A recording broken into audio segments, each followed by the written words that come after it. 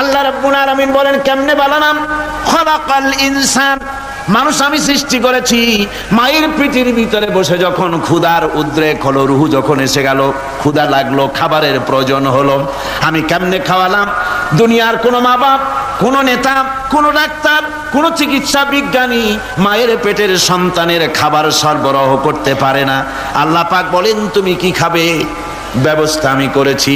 মায়ের মাসিক অসুখকে বন্ধ করে দিয়ে মায়ের নাভির সঙ্গে তোমার নাভির সাথে তার লাগাইয়া দিয়েছি, আর ওই তারের মাধ্যমে রক্ত বের করে দিয়া মায়ের রক্ত দিয়ে তিল তিল করে তোমারে বড় করেছি। রক্তটা মুখে লাগাই নাই, মুখে লাগলে পরে নাপাক রক্ত, মুখটা নাপাক হয়ে যাবে। নাভির ভিতর দিয়ে পাস করে দিলাম, মুখটাকে পবিত্র রেখে দিলাম, যাতে করে দুনিয়ায় আসার পর আমার